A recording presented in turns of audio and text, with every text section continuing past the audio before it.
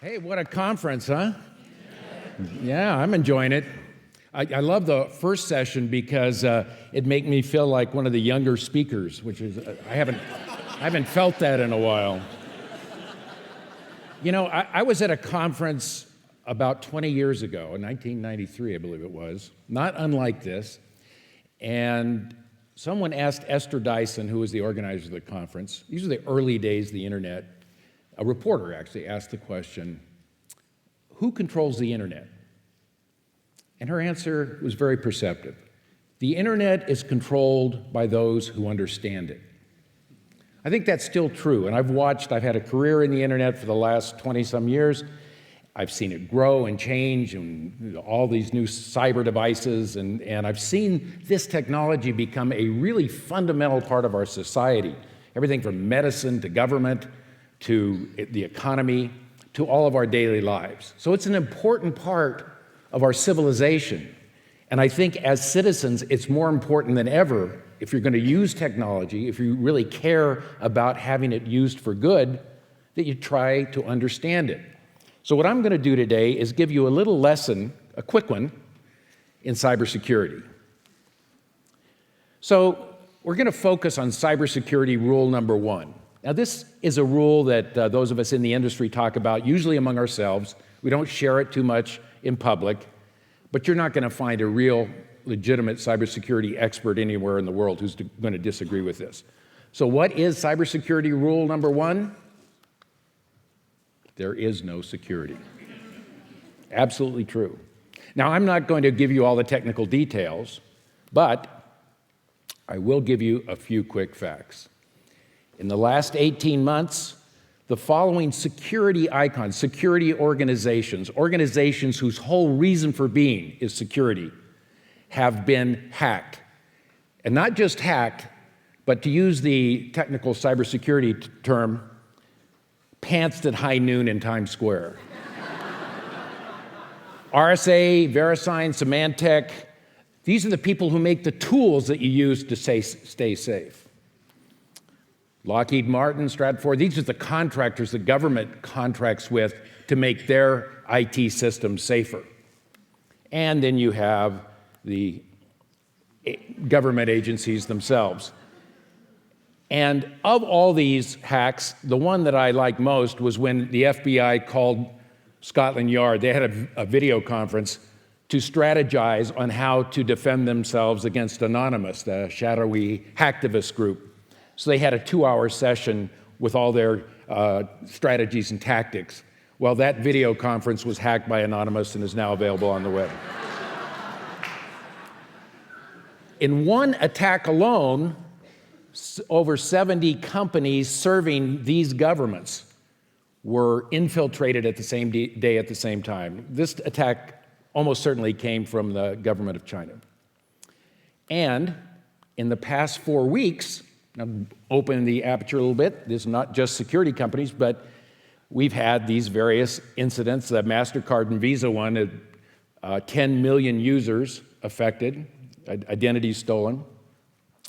And for those of you who are Mac users and feeling pretty smug right now because we all know that Macs are much more secure than Windows, 800,000 Macs in the last 3 weeks, and 275 of these were located at Cupertino, California, the home of Apple Computer. So, can we all agree on rule number 1? There is no security, and being aware of the threat makes you safer. Consequences of rule number 1, the first is identity theft. There is a global market for your identity, a global black market. And this market, along with a few other cyber crime elements, is much bigger in aggregate than the entire global market for illegal drugs. This is a very big business.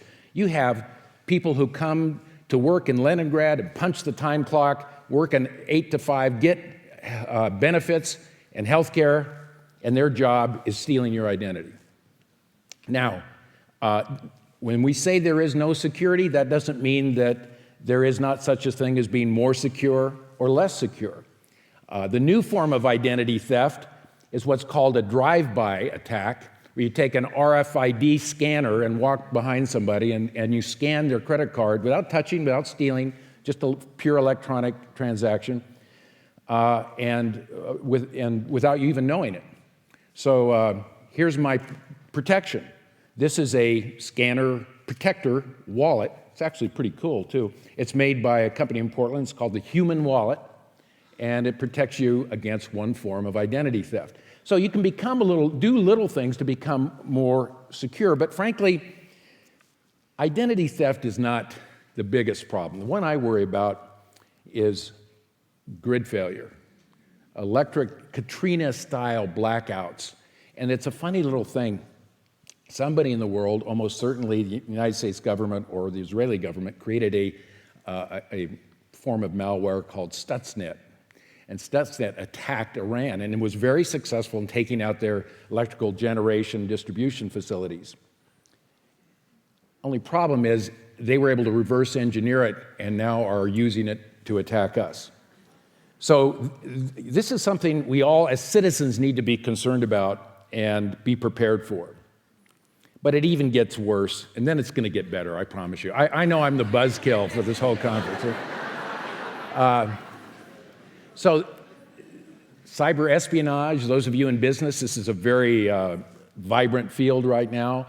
There's cyber warfare. One of the other things reported just in the last, I think, 48 hours is that Iran now has spent $1 billion to create its own cyber army. And we have one, of course, called, I forget what it's called, but it's run by NSA. And even, this is a little futuristic, cyber assassinations. So there was a guy at a hacker conference in Las Vegas recently that demonstrated the ability to take out a pacemaker with a kind of a drive-by attack and other kind of medical devices. And he also developed a little necklace you wear to create impedance around it so as to protect yourself. But, you know, I can see this coming. My prediction is 2 years from now, you're going to see this as an episode of Law & Order, the Cyber Victims Unit. Remember, oops, wrong button, okay. Okay, so the solution. Let's talk about positive things. Don't think computer science, think zoology. So I'm going to take you now to our little cyber sanctuary to give you, through animal behavior, a few ways to think about cybersecurity and how you can become a little more aware of this technology and therefore in better control of it. So our first animal is the wolf. Apex predator, great amount of territory, strong teeth, great communicator, is a good on his own or with packs, and can howl through the night. Next time you set up at your computer and you're about ready to go do a kind of a deep internet dive, I want you to visualize this guy sitting on a rock just right over your shoulder. Isn't that a great, he sort of represents the hacker threat out there, the hacker predator. Armadillo is a interesting little creature. He has two defensive mechanisms. One is to curl up into a ball, and the other, for some unknown reason, is to jump up and down in place. As you might expect, he is now an endangered species everywhere in the world. The monkey, tremendously adaptive animal, very smart, quick-witted, ability to fend off predators by working together and even communicating. The monkey is going to be an important part of our strategy. The elk, one of the most invasive species on Earth, susceptible to a number of disease. Also, along with their cousins, the deer, have been eating my garden for years, so I'm not a big fan. But the other herd animal is a buffalo. So these are the elk and the buffalo are two species that are very good at herding, sort of like companies do. Grab people together, and they have these collective strategies. So these are our totem animals. Now let's take a look at what they mean. Here's our metaphoric guide. The wolf, obviously, is the hacker-attacker. The armadillo represents kind of this old-style perimeter defense. I'm behind my firewall. I've got some antiviral protection. I'm safe. No. Monkey represents intelligence and agility. The new thinking about cybersecurity is the best thing you can do is to really be smart and aware and be fairly agile. And we'll talk about that in just a second. The elk and the buffalo, well, here's the best way to describe it. 25 years ago,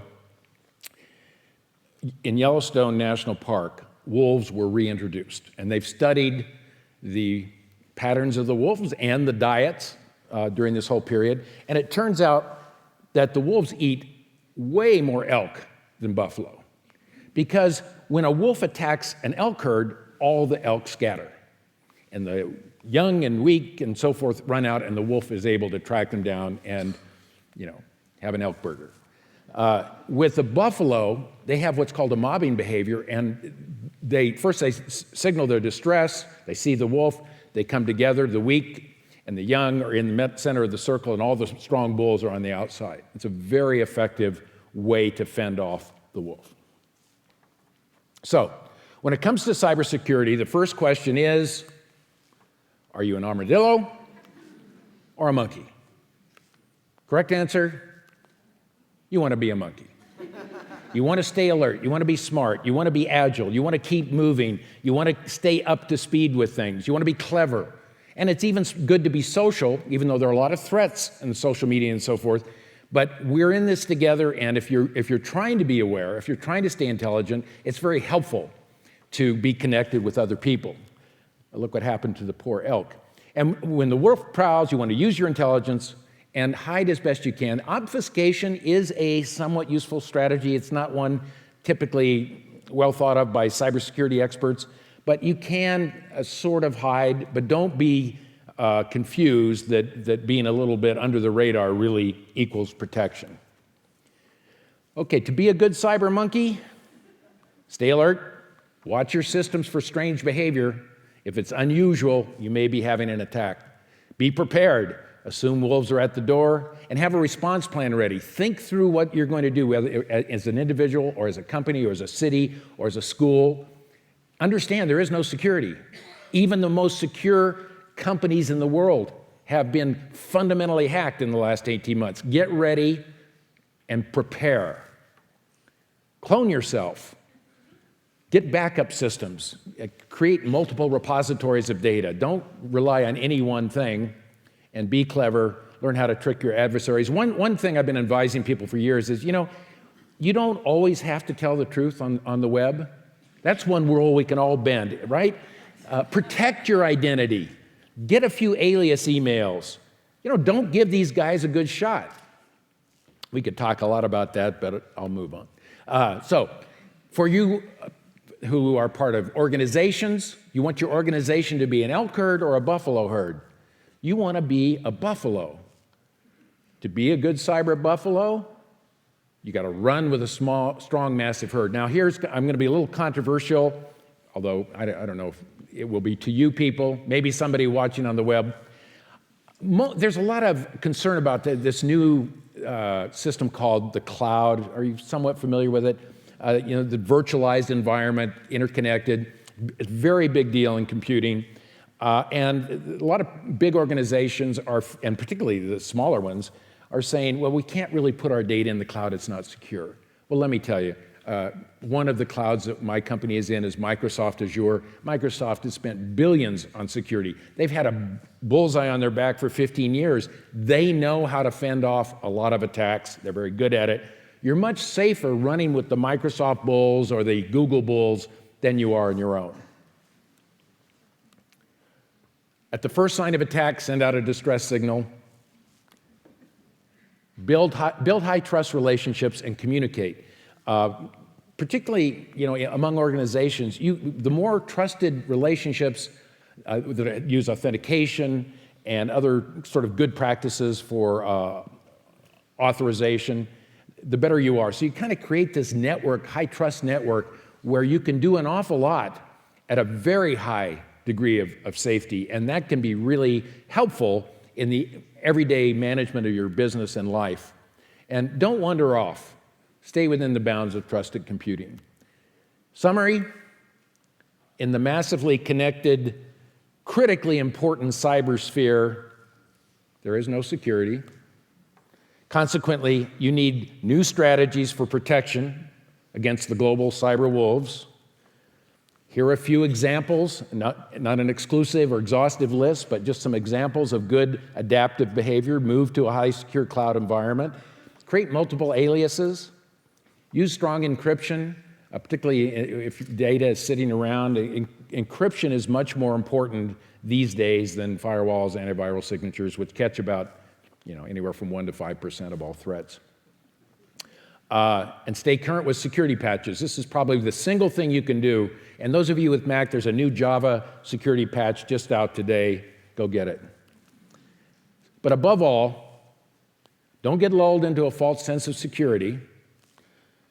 Stay agile, remain alert, use your intelligence, because after all, the last thing in this world that you want to be is a... Thank you.